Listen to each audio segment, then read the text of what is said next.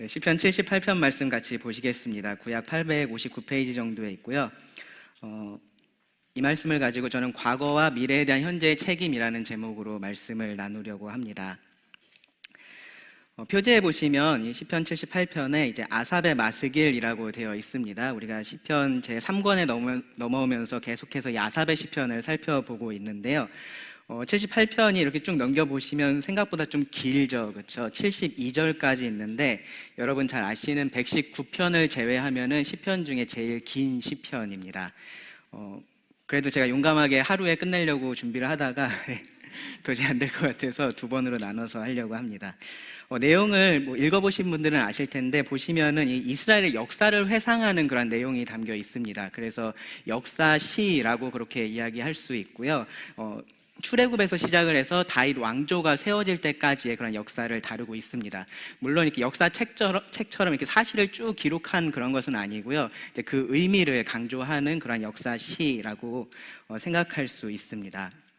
지난번에 같이 살펴봤었던 77편하고의 관계를 생각해 보면 제가 77편의 제목을 혹시 뭐라고 했었는지 기억이 나시나요?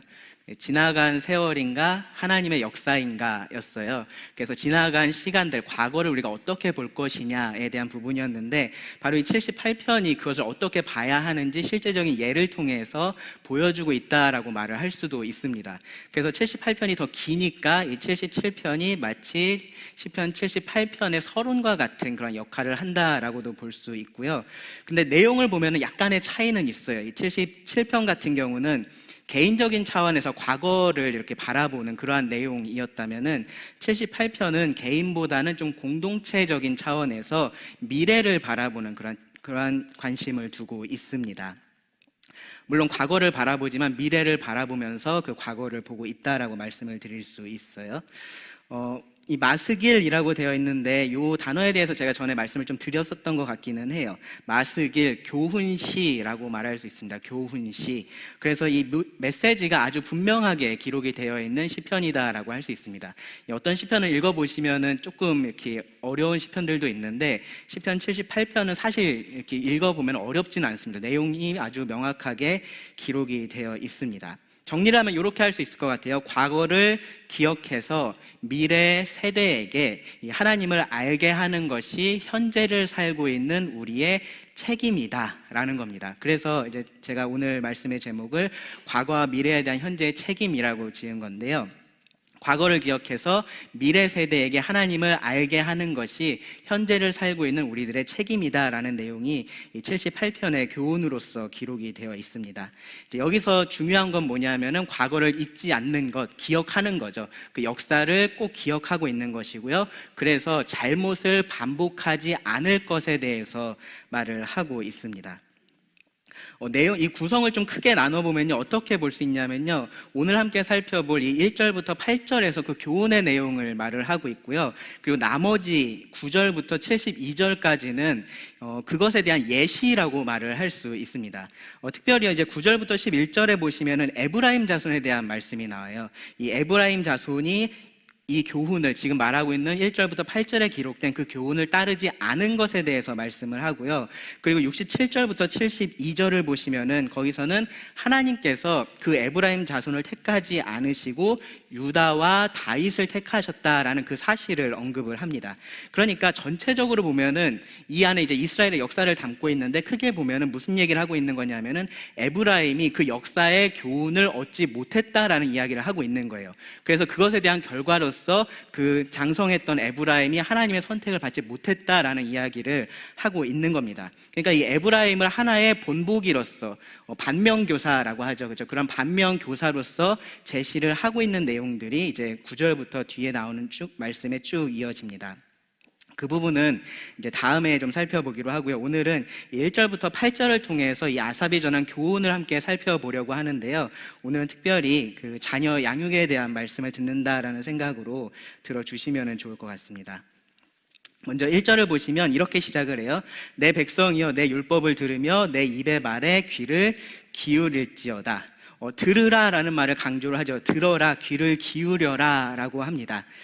시편을 읽어보면요, 이 단어가 사실 굉장히 많이 사용이 됐어요. 근데 이런 식으로 들어라, 귀를 기울여라 라고 되어 있지 않고요, 주로 어떤 식으로 표현이 되어 있냐면은 들어 주십시오, 귀를 기울여 주십시오 라고 되어 있습니다. 그러니까 주로 뭔 거예요? 탄식 가운데서 하나님의 도우심을 구하는 그러한 내용을 말할 때 이 단어가 많이 사용이 되었다라는 거죠. 주로 이 대상이 하나님이셨습니다.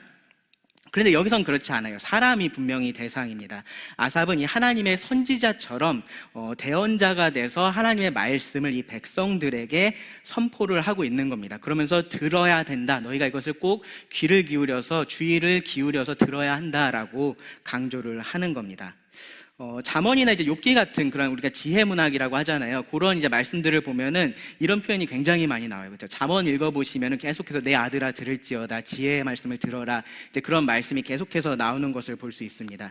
그러니까 이제 편지, 우리가 서신서라고 하죠. 서신서에는 그런 인사말이 그렇게 전형적으로 나오는 것처럼 지혜 문학에는 이런 표현들이 그렇게 나오는 겁니다. 들으라라는 표현들이 나오는 겁니다. 꼭 이렇게 문학적인 요소로서 포함이 되어야 한다라는 얘기인 거죠. 그런데 이 편지에서 인사말이 그냥 아무 의미 없이 들어가지 않는 것처럼, 그것이 중요한 의미를 갖는 것처럼 지혜 문학에서도 마찬가지로 이 들으라라는 명령이 중요하기 때문에 그렇게 필수 요소가 되었다라고 우리가 생각할 수 있습니다. 왜 그러냐면요, 사람들이 기본적으로 잘 듣지 않으려고 해서 그래요. 네, 사람은 다른 사람의 말을 잘 들으려고 하지 않습니다. 일단 항상 내가 맞다라는 생각을 우리는 가지고서 살아가잖아요. 그렇죠? 그래서 뭔가 이렇게 의견이 다르거나 뭔가 기억이 다르면 내가 틀렸을 수도 있겠구나라는 생각을 먼저 하기보다는 상대가 틀렸다라는 생각을 항상 먼저 합니다. 내 생각이나 내 경험이 맞고, 그렇기 때문에 나의 판단이 맞다라는 생각을 우리는 먼저 가지고 있습니다. 그래서 다른 사람의 말을 잘 들으려고 하지를 않습니다. 과거에도 그랬는데요, 오늘날을 생각해 보면은 그런 경향이랄까요, 그런 것들이 훨씬 더 심해진 것 같아요. 많이 그런 것들이 더 나타나는 것 같습니다. 오늘날 사회를 표현하는 단어들이 사실 많이 있는데, 그 중에서 다원화 사회다라는 표현도 쓰고요, 또 탈권위화된 사회다라는 표현들도 씁니다. 그러니까 여러 가지, 이것도 맞고 저것도 맞고 라고 이야기를 하고, 무엇 하나가 절대적인 권위를 갖지 않는다라고 말을 하는, 혹은 어떤 사람이 그러한 권위를 갖지 않는다라고 말을 하는 그러한 사회 속에서 우리가 살고 있습니다. 그러니까 이제 점점 더 다른 사람들의 말에 귀를 기울이지 않는 것이 자연스러워지는 것 같습니다. 더구나 이제 요즘을 생각을 해보면 요즘에는 굉장히 많은 그러한 정보에 아주 쉽게 접근할 수 있는 그러한 때가 되었잖아요. 그렇죠? 예전 같으면 저기 멀리서 일어나는 일 우리가 알기 좀 어려웠습니다. 그런 것들을 뭐 신문으로 알아야 됐던 그런 때도 있었고, 방송 뉴스를 통해서 알아야 됐던 그러한 때도 있었는데, 지금은 그런 것들이 인터넷을 통해서 훨씬 더 빠르게 우리들에게 전달이 되고 있습니다. 그러니까 옛날에는 뉴스에 나오면 무조건 믿을만 해라고 그렇게 생각했었던 것이 지금은 그렇지 않죠. 유튜브 보니까 그러지 않던데, 뒤에 보니까 이런 얘기들 있던데, 이제 그러한 말들을 훨씬 더 쉽게 할 수 있는 그러한 시대를 우리가 살고 있습니다. 그러니까 뭐가 맞고 뭐가 틀리고 이제 그런 것들을 떠나서 지금 우리가 살고 있는 이 사회, 이 문화는 다른 사람의 말을, 어떠한 정보를 순수하게는 그냥 아주 쉽게 받아들이지는 않는 그러한 문화 속에서 우리가 살고 있다라는 겁니다.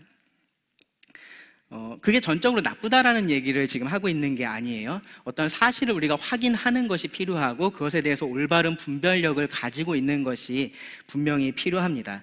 중요한 일이기도 하고요. 그런데 제가 좀 우려스럽게 생각하고 있는 부분은 뭐냐 하면은, 그러한 경향성이, 무언가를 우리가 판단하고 재단하고 하는 그러한 경향성이 하나님 말씀에 대해서 잘못 적용되고 있는 경우들이 많다라는 겁니다. 그러니까 다른 정보들에 대해서 우리가 쉽게 그렇게 하듯이 이 하나님의 말씀에 대해서도 그렇게 하고 있는 경향들이 나타난다라는 거죠. 그러면서 이 오늘날의 문화가 이 하나님 말씀의 권위를 무너뜨리고 있습니다. 하나님 말씀에 귀를 기울이지 않게 만들고 있다라는 말입니다. 애초에 하나님을 부인하는 사람들이 그렇게 하는 것은 사실 자연스러운 일이고요, 당연하다라고 말을 할 수 있습니다. 그런데 하나님을 믿는다라고 말하는 사람들 가운데서도 그러한 경향이 동일하게 나타난다라는 것이 문제입니다. 오늘날의 많은 성경학자들이요, 이 성경을 그저 고대 문서 정도로 그렇게 취급을 하려고 합니다. 그러니까 아주 잘 보존된 아주 쓸만한 그러한 고대 문서로서 접근을 하는 겁니다.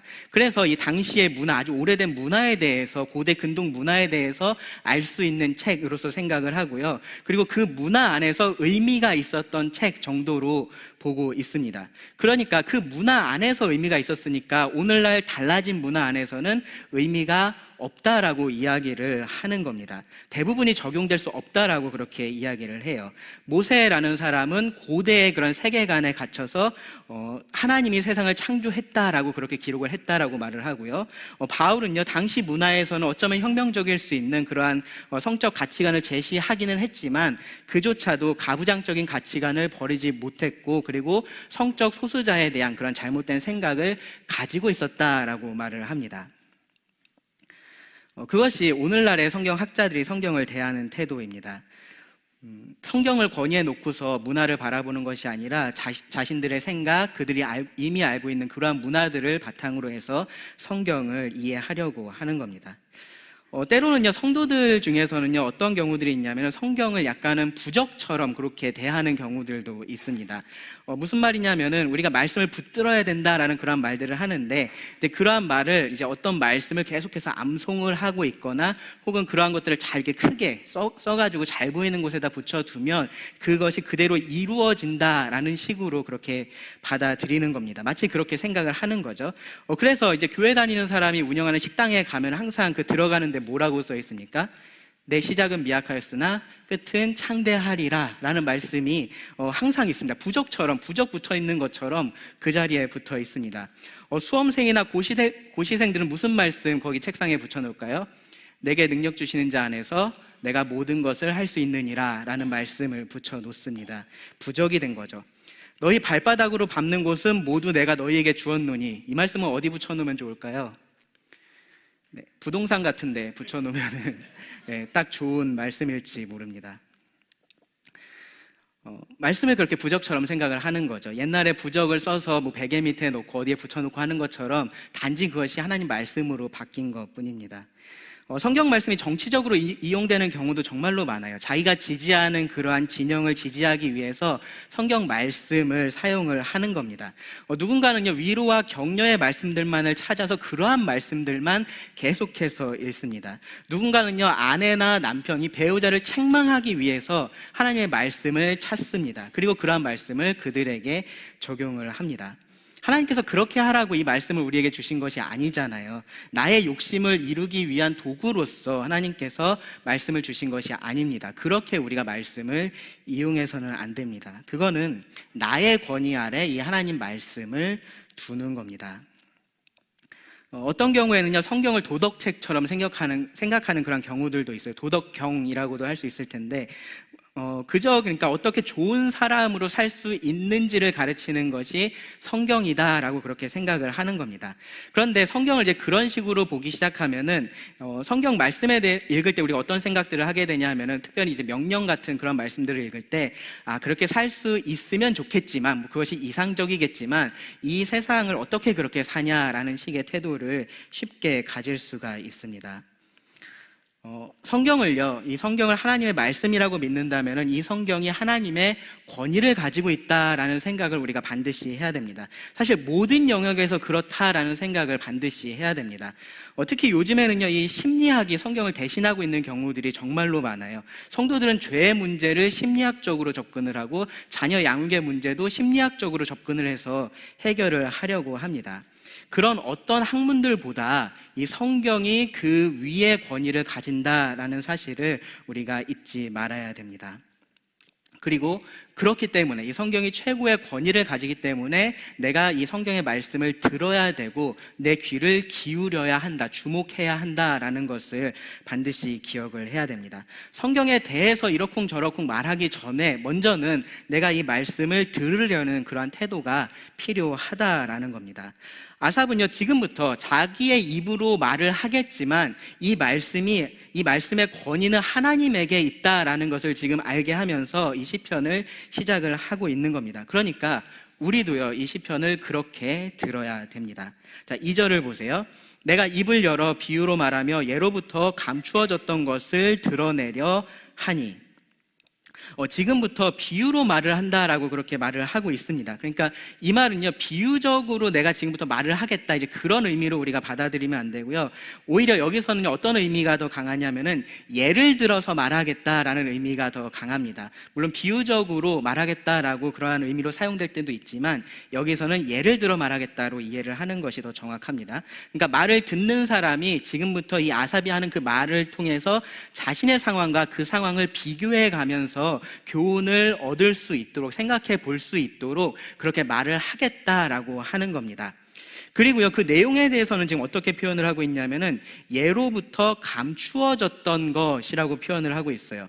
그러니까 이 말도 그냥 보면은 지금까지 아무도 알지 못했었던 그런 비밀 같은 얘기를 내가 해줄게, 이제 그렇게 들릴 수 있는데 그런 의미가 아니라는 것이 3절에서 바로 드러나죠.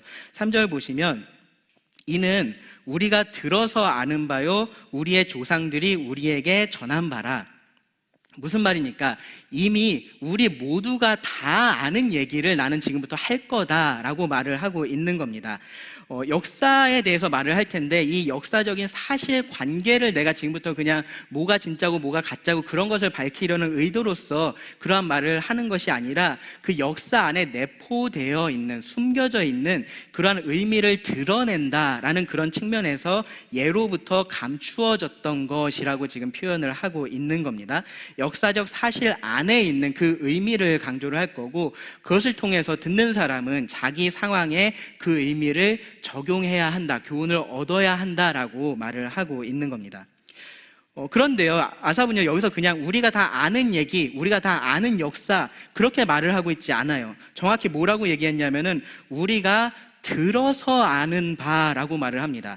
우리 조상들이 우리에게 전한 바라고 그렇게 표현을 했습니다. 이것이 이제 여기서 지금 말하고 싶은 핵심 가운데 하나인데요. 그러니까 지금부터 아삽이 말할 그 비유, 그가 드러낼 역사적인 의미라는 것은 아삽이 직접 경험한 것은 아니다라는 말을 지금 하고 있는 겁니다. 눈으로 본 것을 말하겠다라고 하고 있는 것이 아니라 자기가 귀로 들은 것을 말해주겠다라고 하고 있습니다. 누구에게 들었을까요? 그의 조상에게. 가장 먼저 누구겠습니까? 부모에게 들었겠죠. 부모에게 들은 말을 지금 하겠다라는 겁니다. 그리고 그 부모는 누구에게 들었겠습니까? 그 부모의 부모들에게 들었을 겁니다. 그 조상 대대로 이어져 온 그 이야기를 할 거고요. 그리고 이 아삽을 비롯한 그 시대의 사람들도 그렇게 해야 할 그러한 이야기를 하겠다라는 겁니다. 4절을 보세요. 우리가 이를 그들의 자손에게 숨기지 아니하고 여호와의 영예와 그의 능력과 그가 행하신 기이한 사적을 후대에 전하리로다. 우리가 전해 들은 이야기, 그리고 우리도 숨기지 않고 전해야 할 그 이야기가 바로 어떤 내용입니까? 하나님의 역사다라는 겁니다. 하나님의 역사. 하나님의 역사에 대해서 들었고 그 하나님의 역사에 대해서 자손에게 숨기지 않고 계속해서 우리도 말을 해야 한다라고 지금 말을 하고 있는 겁니다. 이 하나님께서 하신 일에 대해서 세 가지 다른 표현을 사용을 하면서 강조를 해요. 첫 번째는 여호와의 영예라고 표현을 했습니다. 여호와의 영예. 이 영예라는 것은 다른 데서는 찬양으로 번역이 된 단어인데요. 그러니까 하나님께서 하신 그 일은 찬양 받으시기에 합당한 일이라는 의미로 이렇게 표현을 하고 있습니다. 그의 능력이라고도 표현을 하고 있죠. 하나님께서 다른 누구도 할 수 없는 그러한 일을 직접 하셨다라는 의미입니다.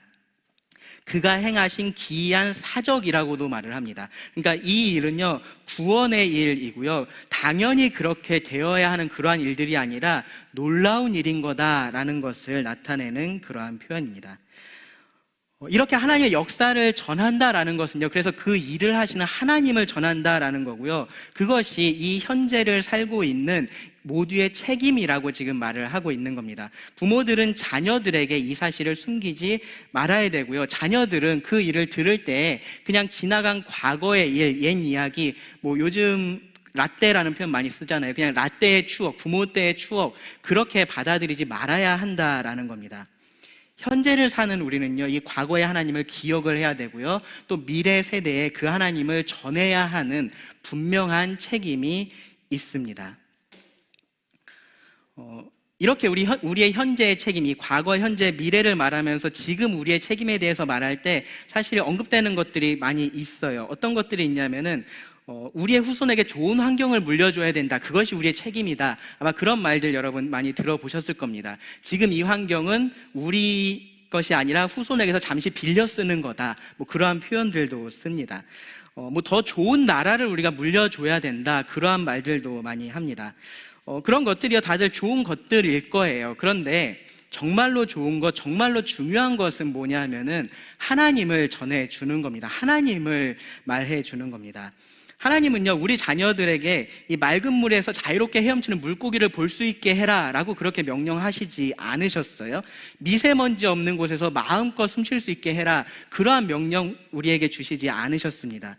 우리에게 완벽하게 사회 정의가 실현된 그러한 나라를 물려줘야 된다라는 명령도 우리에게 직접적으로 주신 적은 없습니다. 그것들이 나빠서가 아니에요. 그런 것들을 우리가 추구하면 안 되기 때문에 그런 명령을 주시지 않은 것은 아닙니다. 우리는요 이 땅의 청지기로서, 그리고 하나님 나라의 백성으로서 그러한 일들에 관심을 가져야 되고요, 또 우리가 힘쓸 부분들이 분명히 있습니다. 그런데 하나님께서 왜 그런 것들 우리들에게 명령으로 주시지 않았을까요? 그것이 우리 삶의 가장 우선순위에 두고 살아가야 할 그러한 우선순위는 아니기 때문에 그런 겁니다. 여러분 한번 생각해 보세요. 우리가 나중에 가서 살 나라, 우리가 기다리고 있는 하나님의 나라가 방금 전에 제가 말씀드렸던 그러한 나라입니다. 그렇죠? 오염되지 않은 나라예요. 자연적으로도 그렇고 도덕적으로도 그렇고 완전한 나라입니다. 우리가 그러한 나라를 기다리고 있습니다. 모든 것이 완벽한 그 나라에 대해서 우리가 언젠가는 살게 될 겁니다. 그런데 하나님은요 이 땅을 그런 나라로 너희가 변화시켜야 된다라고 말씀하시지는 않으신 겁니다. 하나님 나라는요 우리가 이 땅에 만들어서 하나님께 올려드리는 그런 나라가 아닌 거예요. 하나님께서 우리에게 주시는 나라입니다. 이 땅에 임하는 나라가 하나님의 나라인 겁니다.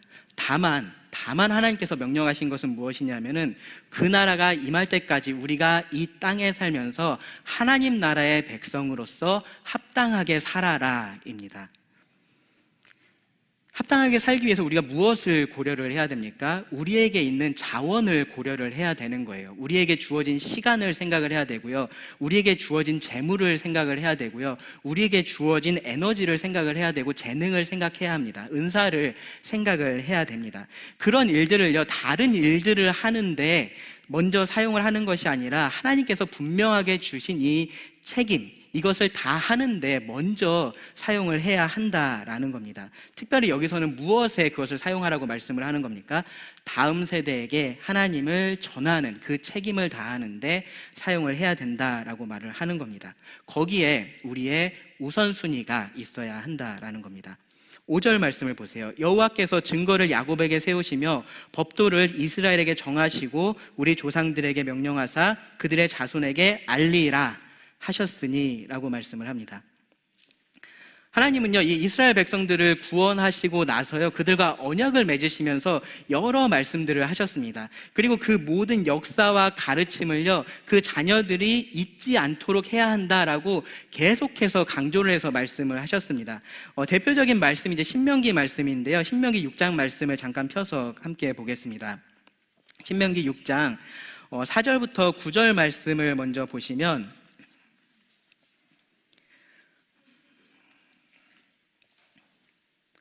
찾으셨나요? 신명기 6장 4절부터 9절입니다. 잘 아시는 말씀인데요, 쉐마라고 하는 그러한 말씀입니다.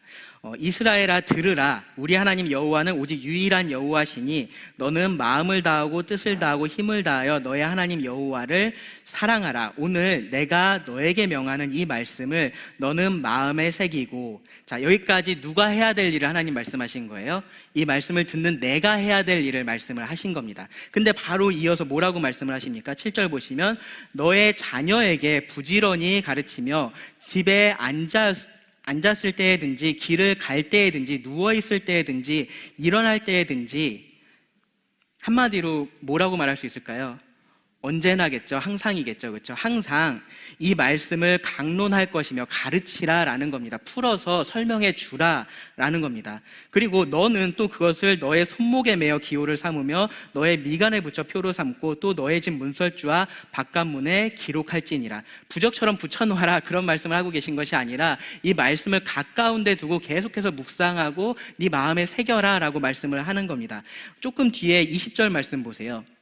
후일에 너의 아들이 너에게 묻기를 우리 하나님 여호와께서 명령하신 증거와 규례와 법도가 무슨 뜻이냐 하거든. 네, 자녀들이 그렇게 물어볼 때가 있다라는 거죠. 그럴 때 뭐라고 대답을 해주라고 말씀을 하고 있냐 하면 21절에 너는 너의 아들에게 이르기를 우리가 옛적에 애굽에서 바로의 종이 되었더니 여호와께서 권능의 손으로 우리를 애굽에서 인도하여 내셨나니 곧 여호와께서 우리의 목전에서 크고 두려운 이적과 기사를 애굽과 바로와 그의 온 집에 베푸시고 우리 조상들에게 맹세하신 땅을 우리에게 주어 들어가게 하시려고 우리를 거기서 인도하여 내시고 여호와께서 우리에게 이 모든 규례를 지키라 명령하셨으니 이는 우리가 우리 하나님 여호와를 경외하여 항상 복을 누리게 하기 위하심이며 또 여호와께서 우리를 오늘과 같이 살게 하려 하심이라. 우리가 그 명령하신 대로 이 모든 명령을 우리 하나님 여호와 앞에서 삼가 지키면 그것이 곧 우리의 의로움이니라 할지니라. 이 모든 것에 대해서 풀어서 말을 해주라고 하나님께서 가르치신 겁니다. 자녀들에게 그렇게 해야 한다라고 말씀을 하신 겁니다. 구약의 이스라엘을 생각해 보면요, 태어난 아이는요 아주 자연스럽게 옛 언약의 그러한 백성이 됩니다. 그런데 그것은요 그 아이가 자동적으로 영적으로 하나님의 백성, 하나님의 자녀가 된다라는 의미는 아니었습니다. 그러니까 육적으로 태어나는 것으로서 그 언약 공동체 안에 들어가게 되기는 하지만 영적으로 진정한 하나님 나라의 백성이 되는 것은 개인적인 문제였습니다. 그래서 세례 요한은요 하나님께서 이 돌들로도 아브라함의 자손을 만들 수 있다라고 이야기를 했었던 거예요. 그러면서 너희가 회개해야 한다라고 강력하게 선포를 했었던 겁니다. 그런데 어쨌든 이스라엘의 자녀로 태어나면 그 이스라엘의 절기나 다른 관습들을 통해서 어쨌든 하나님을 알게 되기는 했을 겁니다. 하나님을 기억하게 되기는 했을 겁니다. 유월절, 그것은 출애굽 사건을 기억하게 하는 그러한 절기였죠. 장막절은 뭐였습니까? 광야에서의 일을 기억하게 하는 그러한 절기였습니다. 그들이 행했던 할례는 어떤 의미가 있었죠? 그들이 언약의 백성이다라는 것을 계속해서 상기시켜 주었던 그러한 장치였습니다. 언약의 표징이었습니다. 그런데 그러한 것들이 이 이스라엘의 자녀들을 진정한 하나님의 자녀로 만들지는 못했다라는 겁니다. 그래서요, 하나님은요, 그 자녀들을, 그 이스라엘의 자손들을 하나님께로 이끄는 중요한 역할은 누구에게 맡겼냐면 바로 사람들에게 맡겼고요. 그 중에서도 부모에게 그 일을 하라라고 하나님은 말씀을 하신 겁니다. 그것들이 어떤 의미가 있는지, 무엇을 말하는지를 알기 위해서는 부모의 역할이 중요했었던 겁니다. 하나님은요, 그렇게 자녀 양육의 책임을 부모의 책임으로 주셨습니다. 오늘날도 생각해 보면 비슷합니다. 이 성도들의 자녀들은요, 마치 이 구약의 이스라엘의 자녀들과 비슷한 그런 환경 속에서 자라고 성장을 하게 됩니다. 교회 안에 있다 보면 아주 자연스럽게 예수님에 대해서 듣게 되고 하나님에 대해서 듣게 됩니다. 그리고 어느 시점이 되면 자연스럽게 구원받은 사람처럼, 교회의 성도처럼 그렇게 여겨지기도 합니다. 그런데 개인적으로 하나님을 알지 못하고 구원받지 못하면 아무리 건전한 가르침이 있는 교회 안에서 자라났다고 해도 진정한 하나님의 자녀가 될 수는 없는 겁니다.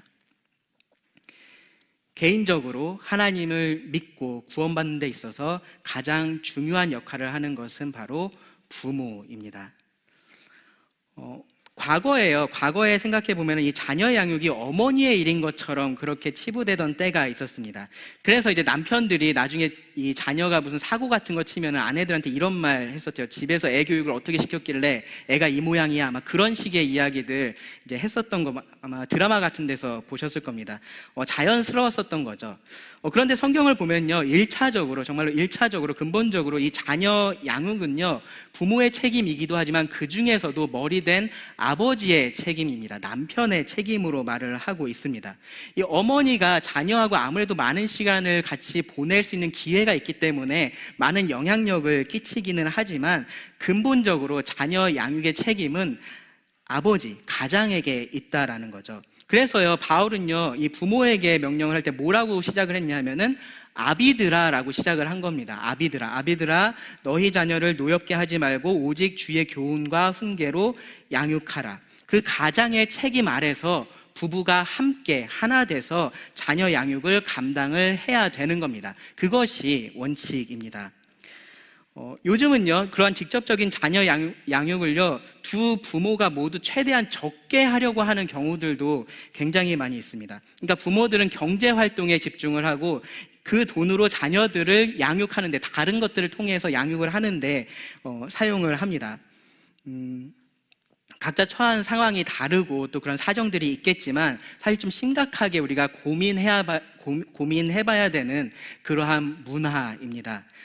부모가 해주기 어려운 것들, 부모가 할 수 없는 것들을 전문가들이 해줄 수는 있을 겁니다. 그리고 그런 도움들을 받을 수도 있을 겁니다. 그런데 이 부모가 해야 할 일을 다른 사람들에게, 뭐 유모가 됐든지 보모가 됐든지 보육교사가 됐든지 유치원 교사가 됐든지 뭐 교회학교 선생님이 됐든지 다른 누군가에게 그냥 넘기지 않도록 조심할 필요가 있습니다. 그런 모든 것들은요, 보조적인 수단은 될 수는 있지만 그냥 맡겨버려서는 안 된다라는 거예요. 내가 할 일은 돈 버는 거고, 돈 벌어서 얘를 좋은 교육을 다른 사람에게 받게 시켜야겠다, 그런 생각은 버려야 된다라는 겁니다. 나중에요, 하나님께서 자녀 양육에 대한 책임을 물으실 때가 있다면 그 책임을 누구에게 묻겠습니까? 교회 학교 선생님에게 물을까요? 유치원 선생님에게 물을까요? 아닙니다. 부모에게 물으실 겁니다. 왜냐하면 부모에게 하나님께서 그 책임을 맡겨주셨기 때문입니다. 그러니까 내가 내 자녀의 양육에 대한 책임을 가지고 있다는 것을 우리가 잊지 말아야 됩니다. 그리고요, 그렇게 부모가 자녀를 양육할 때 최우선으로 삼아야 할 것, 가장 우선순위에 둬야 할 것이 바로 무엇이냐 하면 그 자녀가 하나님을 알게 하는 것이다 라는 겁니다. 최근에는요, 이 믿는 가정 안에서도요, 이 아이의 자율권 혹은 아이의 인권을 존중해줘야 한다라고 말을 하면서 종교를 강요하면 안 된다라고 말하는 경우들이 있습니다. 제가 그런 이야기들을 조금씩 들은 경험이 있는데요. 그러니까 어려서부터 이 부모님이 좀 강압적으로 자기를 교회에 데리고 가고 했었던 그것에 대해서 좀 안 좋은 그러한 기억이 있어서 자기는 그렇게 하고 싶지 않다라는 거였습니다. 그러면서 자기는 교회에 나가기는 하지만 이 자녀에게는 선택권을 준다라고 얘기를 해요. 그래서 가고 싶으면 가게 하고 그렇지 않으면 데려가지 않는다라고 말을 합니다. 아이를 존중하고 강요하지 않는다라는 표현이 참 좋죠. 그리고 사실 중요한 부분이기도 합니다. 이 아이가 연약하기 때문에 내 물건 다루듯이 막 나의 소유물처럼 그렇게 여기지 않도록 우리가 조심해야 될 부분들은 분명히 있습니다. 그런데 우리가 양육이라는 것을 생각해 보면요, 그 양육 안에는요, 어쩌면 우리에게 강요라고 생각이 되는 그러한 요소가 있다라는 것을 우리가 분명히 알아야 됩니다. 여러분, 말을 가르칠 때 어떻게 하는지 한번 가만히 생각해 보세요.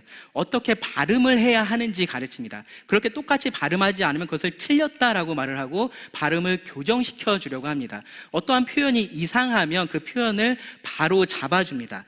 어떤 면에서 보면 아이에게 있어서 그것은 강요겠죠. 나는 이렇게 발음하고 싶은데, 나는 이렇게 말하고 싶은데 왜 그렇게 못하게 하지? 라는 생각을 아이들은 할지도 모릅니다. 그런데 양육이라면, 우리가 아이들을 바르게 양육한다면 그러한 것들을 가르쳐야 되는 겁니다. 바로 잡아줘야 할 필요가 있는 거고요. 그런 것들을 우리가 강요라고 이야기해서는 안 되는 겁니다. 자녀에게 하나님을 알게 하는 것, 그 자체가 강요는 아닙니다. 사실 그렇게 할 수도 없어요. 다만 이 부모의 역할은요, 그 자녀에게 하나님을 소개시켜 주는 것이기 때문에 그렇습니다. 하나님을 알게 해주는 것이기 때문에 그렇습니다. 내 말과 내 삶으로 그렇게 하는 겁니다. 그리고요, 그런 생각이 혹시라도 여러분 드신다면 꼭 하나 놓치지 말고 생각하셔야 될 부분, 고려해야 될 부분이 있습니다. 뭐냐 하면요, 나는 종교를 이 아이에게 강요하지 않을 거야, 나는 하나님을 이 아이에게 강요하지 않을 거야 라는 그러한 이유로 나는 집에서 성경도 이 아이에게 가르치지 않고 하나님에 대해서도 말하고 있지 않은 그 시간 동안에, 그 귀한 시간 동안에 사탄은요 최선을 다해서 여러분의 자녀에게 세상의 가치관을 가르치고 있고요, 그것을 강요하고 있다는 사실을 기억하셔야 됩니다. 이 세상에 대해서는 계속해서 말하고 있다는 것을 잊지 마셔야 됩니다. 나는 바빠서 이 하나님에 대해서 아이와 앉아서 정말로 1시간도 진지하게 이야기할 그러한 시간이 없는데 사탄은 결코 쉬지를 않고 있다는 것 잊지 마셔야 됩니다. 그러니까 아이들이요 그냥 두면 아무렇지 않게 진화론을 그냥 기정사실로 받아들이게 되는 거고요, 동성애는 아무런 해가 없다라고 생각을 하게 되는 겁니다. 어느 순간에 결혼은 미친 짓이야 라는 말을 아무렇지 않게 아이들이 하는 겁니다. 아이들은 기다려주지 않아요. 사탄도 여러분들을 기다려주지 않습니다. 사탄이 페어 게임 같은 거를 고려하고 있을까요? 제가 지금 바쁘니까 좀 기다렸다가 나중에 한번 제대로 됐을 때 한번 붙어보자 기다릴까요? 네, 그러지 않습니다. 그렇게 성장한 아이가 언제 스스로 종교를 선택을 할까요? 이미 그 아이가 어렸을 때 그 결정은 끝납니다. 그렇게 아이가 자라게 되면요, 그 아이는 어렸을 때 이미 하나님을 버리기로 선택할 확률이 훨씬 더 높습니다. 우리는요, 지금 우리가 살고 있는 이 세상, 우리가 우리의 자녀를 키우고 있는 이 세상은요, 기울어져 있는 운동장입니다. 어느 쪽으로 기울어져 있습니까? 세상 쪽으로 기울어져 있습니다. 그런 기울어진 운동장에서 이 죄의 본성을 가지고 있는 그 아이를 가지고 세상과 싸우고 있다는 사실을 여러분 잊으시면 안 됩니다. 그리고 무엇보다도요, 그렇게 하는 것이 하나님의 방법이 아닙니다. 하나님은요, 이스라엘 백성들에게 어려서부터 하나님을 알게 하라라고 명령을 하셨습니다. 우리에게도 신약에서 뭐라고 명령을 하셨습니까? 주의 교훈과 훈계로 양육하라라고 말씀을 하십니다. 다른 모든 것이 없어도요, 나의 자녀가 하나님을 안다면 그것으로 내가 만족할 수 있어야 되는 겁니다. 그것이 현재 나의 책임이기 때문에 그렇습니다. 그리고 그 책임은요, 나에게서 끝나지 않고요, 계속됩니다. 6절을 보세요. 이는 그들로 후대 곧 태어날 자손에게 이를 알게 하고 그들은 일어나 그들의 자손에게 일러서. 나의 부모가 나에게 그렇게 해주었던 것처럼 내가 내 자녀에게 그렇게 했을 때 나의 자녀는 그 자녀에게 또 그렇게 계속해서 하나님을 알게 하는 일이 일어나야 한다라는 겁니다. 그러니까요, 내가 지금 살아있다면요, 내가 죽은 사람이 아니라 살아있는 사람이라면 이 책임을 가지고 있다는 것을 우리가 잊어서는 안 됩니다. 나이가 얼마든지 상관이 없는 거예요. 70이 넘으셨어도 상관이 없고 10살이 안 됐어도 상관이 없습니다. 우리는 계속해서 하나님을 알아야 되고요, 우리가 안 그 하나님을 계속해서 알게 해야 하는 그러한 책임이 우리들 모두에게 있는 겁니다. 1차적으로 나의 자녀에 대해서 그러한 책임이 있고요, 그리고 우리가 공동체적으로, 이 유평교회가 공동체적으로 우리의 미래 세대에 대한 그러한 책임을 함께 지니고 있는 겁니다.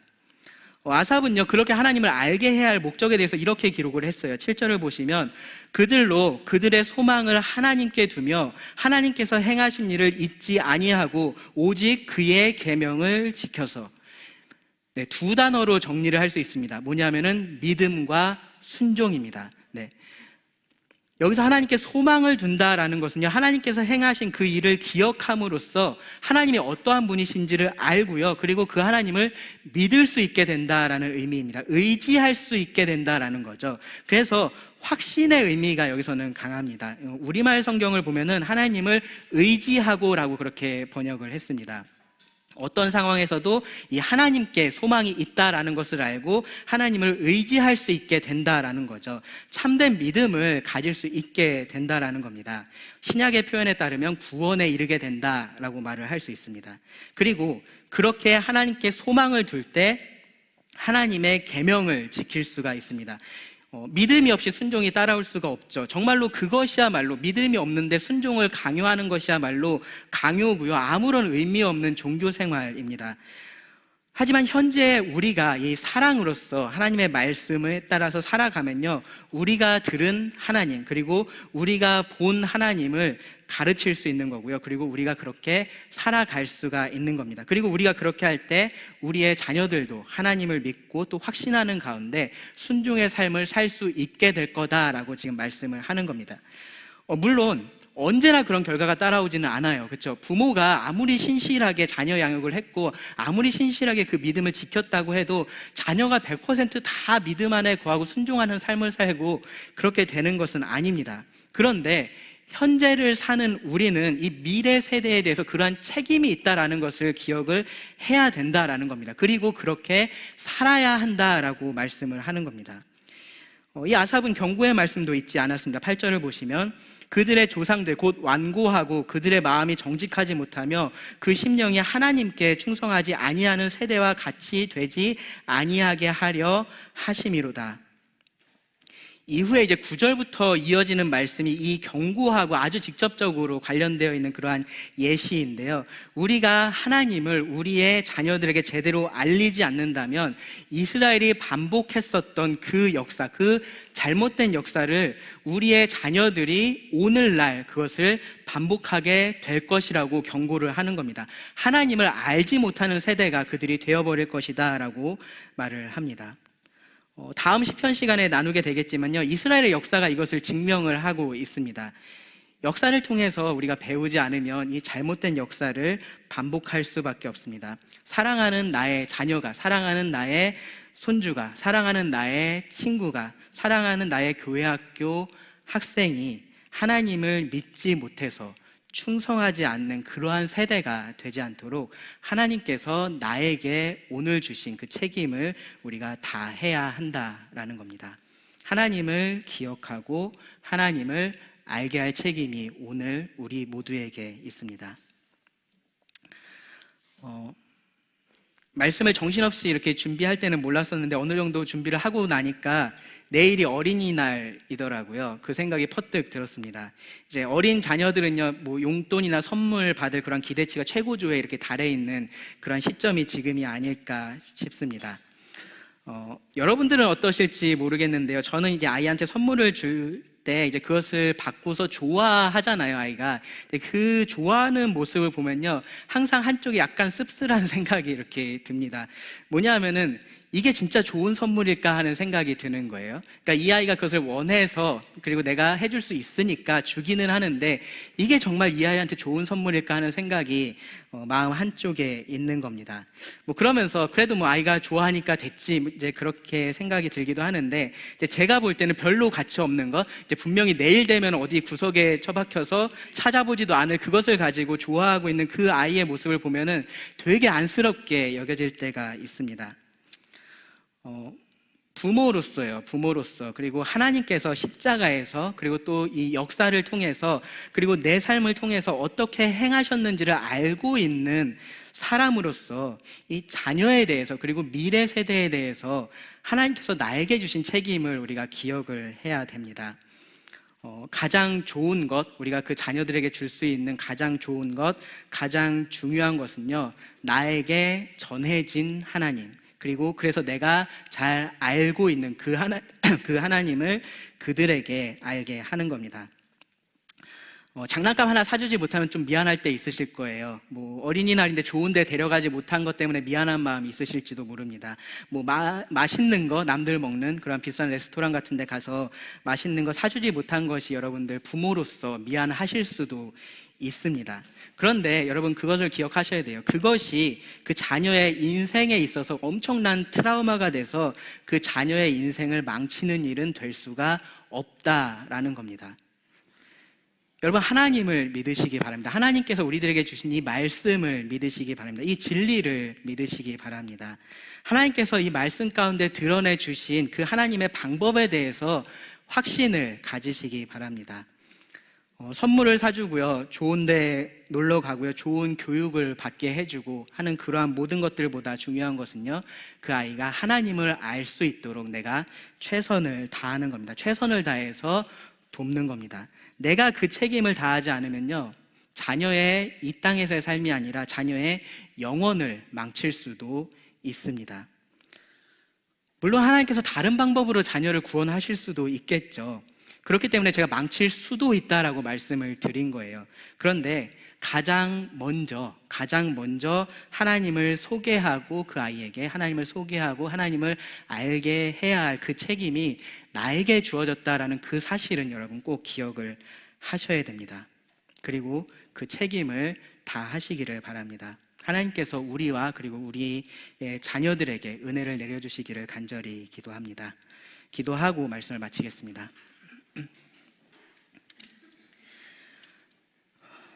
하나님, 우리로 하나님을 먼저 알게 하여 주시고 또 하나님을 전할 수 있는 특권을 주심에 감사를 드립니다. 세상 속에서 우리와 우리의 자녀들을 하나님께서 보호하여 주시기를 간절히 기도드립니다.